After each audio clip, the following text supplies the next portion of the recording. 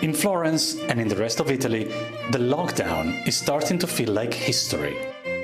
On Monday, all businesses and public places will be allowed to reopen for the first time in more than 2 months, including museums.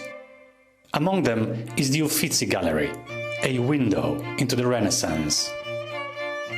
Before coronavirus, more than 2 million people visited this maze of masterpieces every year.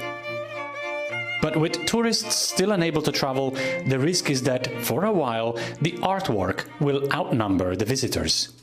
The reopening will be such a unique experience because you won't have the crowds around. You can really concentrate on the works of art. You might actually be alone for 5 minutes or 10 minutes with Botticelli's Venus in one gallery, and that's going to be something that you can tell your grandchildren about.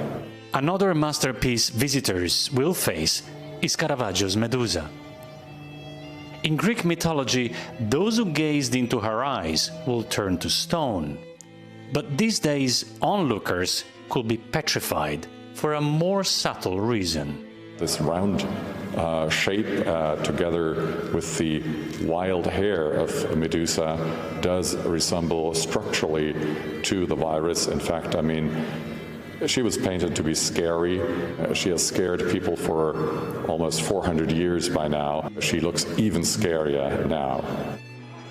With Florence going from this to this, chance is that queues in front of museums will become history. But with no tourists, history itself is in danger. Florence is essentially an open-air museum, but its preservation doesn't come for free. With the sudden drop of tourists, it is art and history that are paying the ultimate price. The cathedral complex has 2.25 million visitors normally. Now we're down to 0. We live on the revenues from the tickets to the monuments and to the museum, and at present for 2 months there's been no revenue, and in all likelihood there will not be much for the rest of this year and perhaps even for next year. Translated into numbers, that's potentially $20 million in lost revenue. Money that was used to pay for important restorations like the baptistry of St. John, now on hold. Verdun says that in the absence of paying crowds, crowdfunding could be a solution.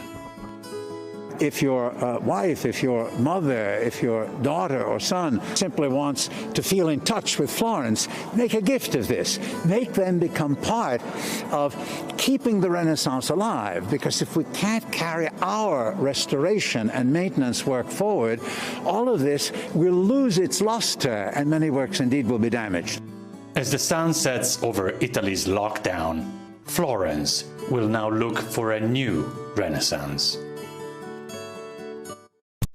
Hey, NBC News viewers, thanks for checking out our YouTube channel. Subscribe by clicking on that button down here and click on any of the videos over here to watch the latest interviews, show highlights, and digital exclusives.